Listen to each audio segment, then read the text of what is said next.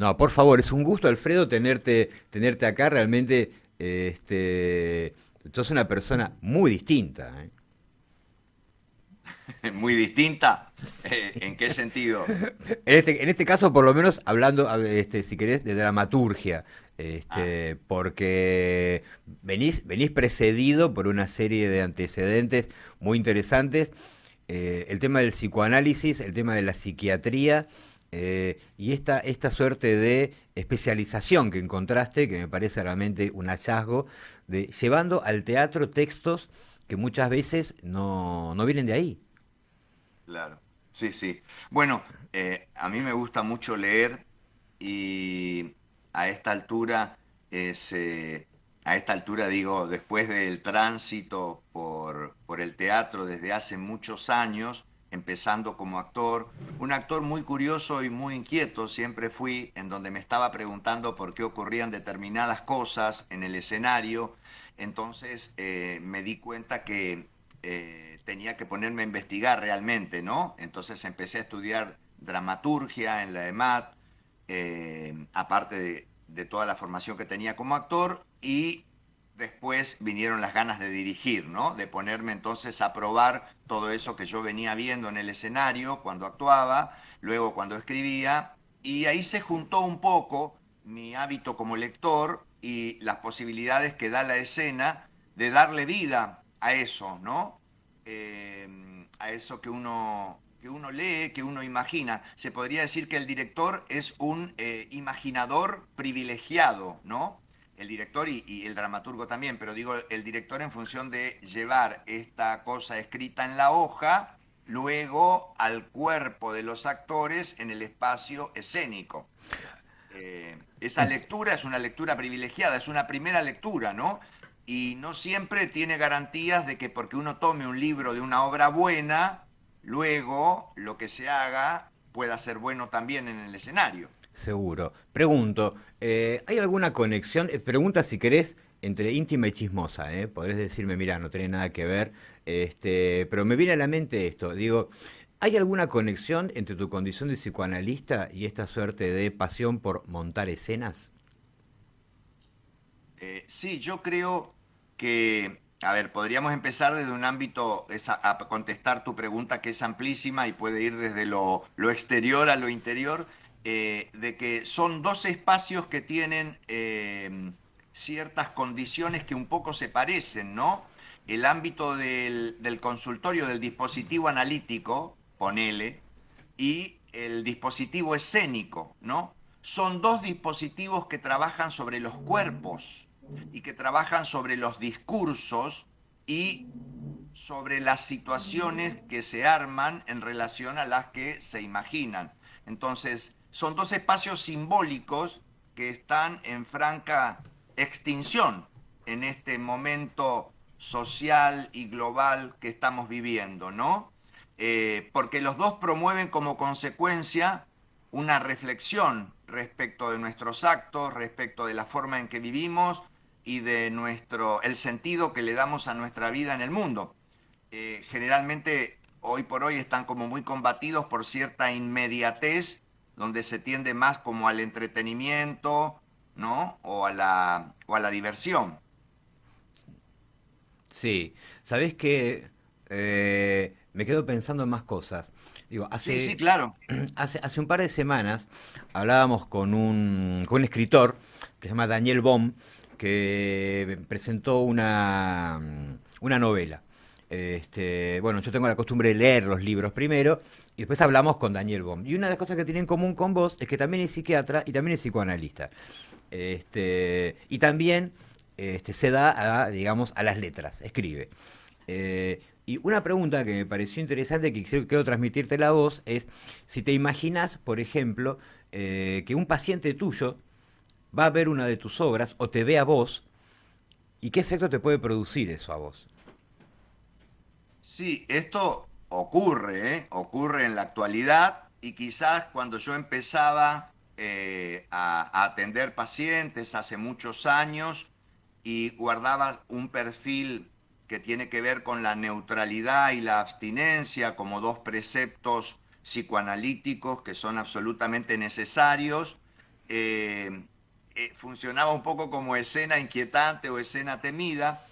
Hoy por hoy son dos espacios que tienen, como te decía antes, puntos de intercambio. Freud se hacía una pregunta muy interesante, decía, ¿por qué cuando leo un libro o veo una obra de teatro tengo un goce y un placer enorme al escuchar esos textos que son dichos aún con cierto nivel de sufrimiento porque relatan situaciones penosas, y cuando viene un paciente al consultorio eso no sucede, ¿no? Pero, digo, después él decía que la diferencia estaba en la construcción poética, que es la mano del autor que está en el medio, ¿no? Pero fíjate que él ya se preguntaba esta situación digamos, común entre lo que puede relatar un paciente y lo que puede suceder en el escenario, ¿no? Y en el medio, esa cuestión de lo poético, la literatura, eso que puede llegar a reescribir aquello que se padece para transformarlo en algo que genere un lazo social, un lazo artístico y conmueva, o sea, de placer en algún sentido, ¿no? Bueno, estás llevando, si querés, estás poniendo, me da la sensación, el teatro al borde de lo terapéutico. Claro, claro, sí, sí, totalmente. Yo creo fervientemente que el teatro es terapéutico. ¿En qué sentido lo digo? No porque reemplace, ¿no?, a un tratamiento, de ninguna manera a un tratamiento analítico, no, no, no lo reemplaza, no lo sustituye, pero la posibilidad de ir al teatro a poder ver esa realidad escénica, identificarse con lo que sucede y al mismo tiempo tomar una distancia reflexiva, por eso es importante que las obras no produzcan solo identificación, sino distancias reflexivas, si querés, a la manera de cómo Bertolt Brecht manejaba el distanciamiento, son tan importantes y crean sujetos, nos dan elementos para pensarnos como sujetos y como comunidad al mismo tiempo. Quizás porque en el teatro, a diferencia de otras disciplinas artísticas, nuestro instrumento es el cuerpo. Entonces, la vida y el arte tienen esa articulación tan potente en donde la respiración de un actor sobre el escenario puede ser parte del personaje y al mismo tiempo del actor que lo está encarnando. Me quedo pensando, eh, me vas a decir que estoy pasado de diván. Puede ser, me la banco. Digo, ¿no te produce alguna clase de angustia lo efímero del teatro? El hecho de que cuando terminó la función y todo queda en silencio, es aquí nunca pasó nada. Sí, qué pregunta. Sí y no.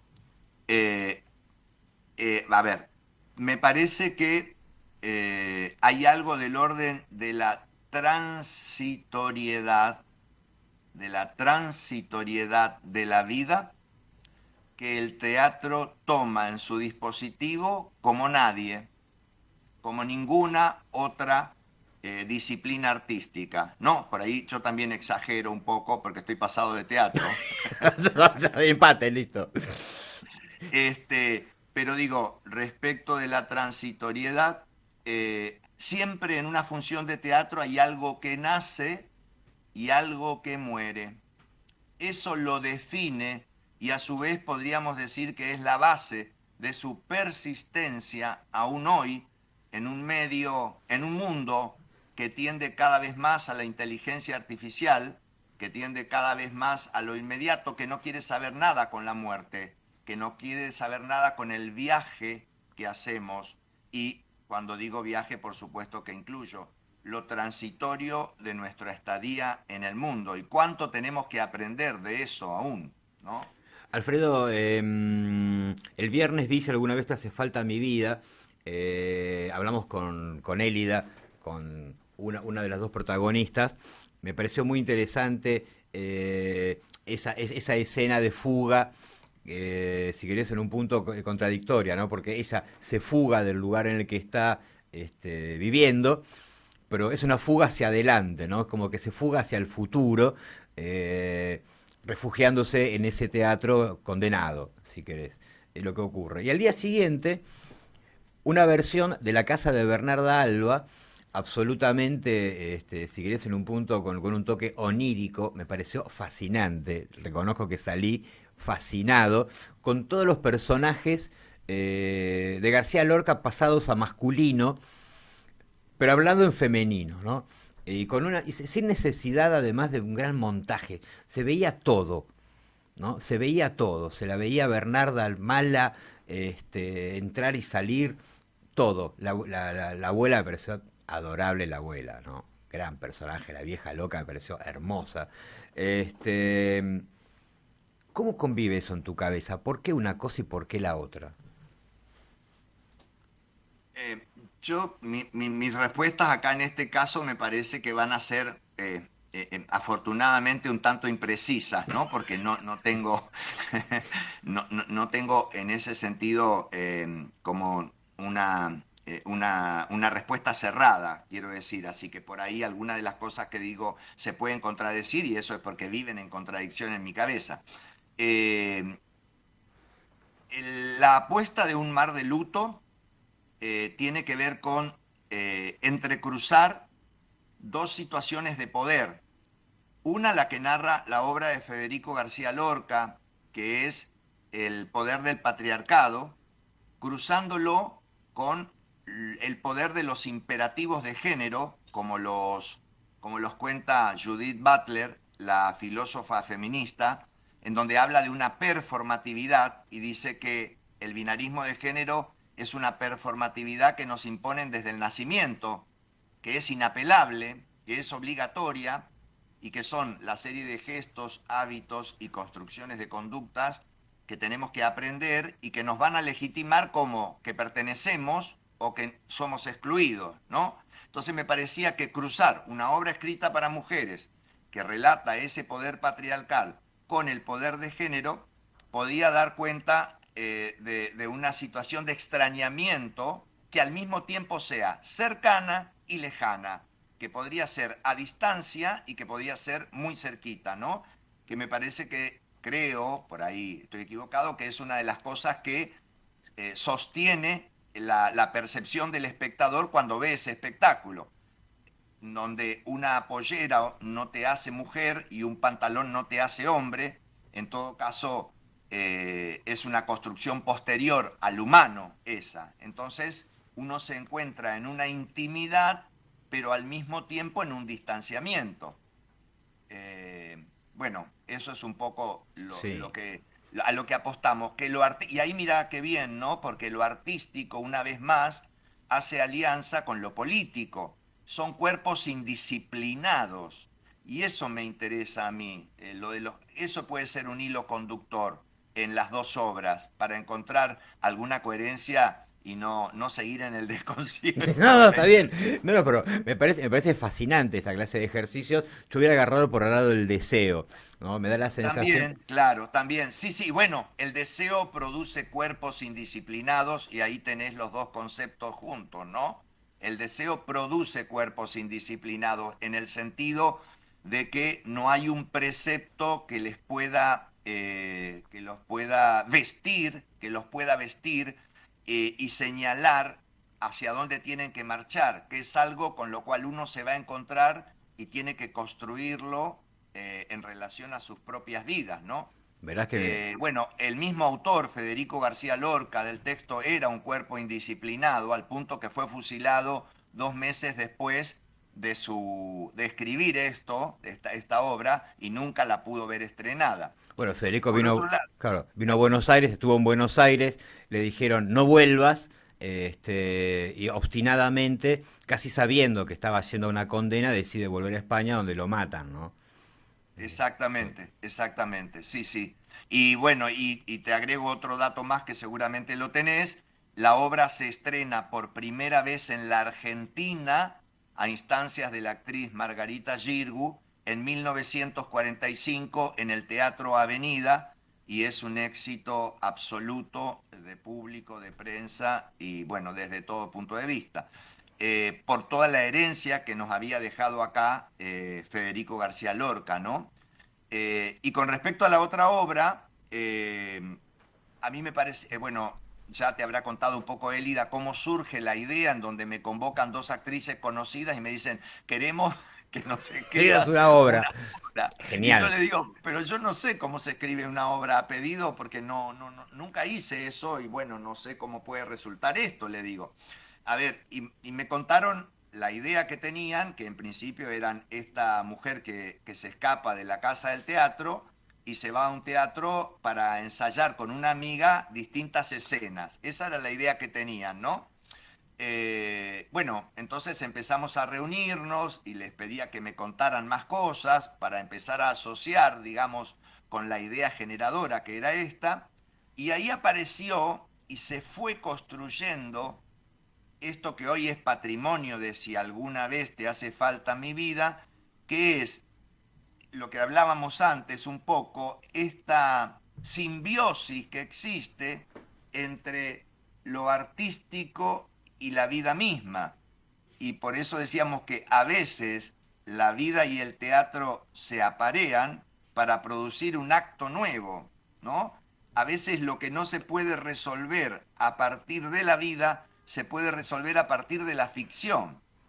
Y esto me interesaba muchísimo a mí, pero fue algo a lo que fuimos arribando, no fue de movida, Sí, ¿no? señor. La charla fue desopilante porque nos contó la génesis de la historia. Me pareció espectacular, ¿no? Una obra hecha de atrás para adelante. Me pareció muy, muy, muy interesante. Lo cual, en los minutitos que nos quedan, me deja la posibilidad de hacerte dos preguntas. Sí, cómo no. Este, una seria y otra no tanto. Vos sabrás cuál es la mejor. Eh, Tanto en Un mar de luto como en Si alguna vez te hace falta mi vida, yo percibí que había humor, o había la intención de utilizar el humor como vehículo, como herramienta. La primera pregunta es, ¿eso es así? Y la segunda pregunta es, ¿vas a menudo a Corrientes? Bueno, vamos a la primera. Sí, absolutamente, absolutamente el humor y la musicalidad, este, lo agregaría, pero porque me parece que están relacionadas, ¿no? Pero sí, absolutamente el humor es un factor condicionante, es un factor abundante en las dos puestas. Y el humor es tan extenso, es tan rico, tan sanador, que permite que uno pueda, eh, digamos, cambiar de estado de ánimo y de aquello que lo perturba, de aquello que lo enoja, pasar de repente a una situación en donde afloje y se relaje. En el primer caso de Un mar de luto hay un humor que está finamente destilado, así como está finamente destilada la poesía de Lorca, y combinado musicalmente. A veces cuando estaba dirigiendo la obra me parecía que más que una obra de teatro estaba dirigiendo una orquesta, ¿no? Porque la marcación respecto de esos textos tan profundamente poéticos tenían que ver con una sonoridad que también tenía que estar. O sea, se tenían que entender, tenían que ser encarnados en los cuerpos y además tenían que hacer música. Mucho pedir, ¿no? Sí, no, no, bueno, pero tiene esa cosa con un toque de ballet o de ópera en un punto. Claro, es coral, sí, sí, Claro, o sea, es absolutamente coral y entonces tiene, mira, un poco obedece a la idea que en ese momento García Lorca tenía de obra de arte única e integral, en donde él quería lograr un objeto artístico en donde en ese objeto se resumiera el teatro, la poesía, el canto, el baile, ¿no? Entonces un poco fue trabajada de esa forma. Y de repente los actores se encontraban, pero ¿cómo? ¿Tenemos que cantar? sí, No me habían dicho esto, ¿no? vas a Pero cantar. bueno, generosamente se propusieron hacerlo. Y con respecto a si alguna vez te hace falta mi vida, también está planteado como una comedia y en un momento, y esto tiene que ver con lo que pasa con los actores o las actrices, cuando estamos probando un personaje, probamos cierta naturalidad, que también ¿cómo decirlo? Es un esquema, lo del naturalismo, también es una forma de hacer teatro. No es que el naturalismo está más cerca de la vida que el expresionismo, no, es una convención que todos tomamos, esto es naturalismo, pero que como está tan impuesta en nosotros, entonces queremos hacer natural un texto y queremos darle como una coherencia vital y tiene un tiempo. Eso tiene que ser roto, tiene que ser alterado para que pueda pasar al tiempo de comedia, ¿no? Y es lo que trabajamos fundamentalmente con las dos actrices, Elida Chinoca y Rosana López, para conformar esa obra que es una especie de ping-pong de ironías, de humor y de gracia, que las deja exhaustas después de la función, pero que cuando se produce es maravilloso. Sí, sí, sí, sí, sí. Verás que la sobredosis que tuve este fin de semana pasado de Alfredo Martín me dejó pensando. Bueno, Este, qué suerte. Yo a Corrientes, para contestar la segunda sí, pregunta, voy, digamos, a veces más seguido, a veces menos, en general 2 o 3 veces al año, y tiene como esto de la transitoriedad que te decía antes, y ya que nos estamos despidiendo, como buen psicoanalista, voy preparando el cierre, que es apertura, y un adentro, que es afuera, qué elegante. para decir que cuando vuelvo a Corrientes me encuentro con ese Alfredo que nació ahí, eh, que eso es emocionante y, uy, ya, me emocioné.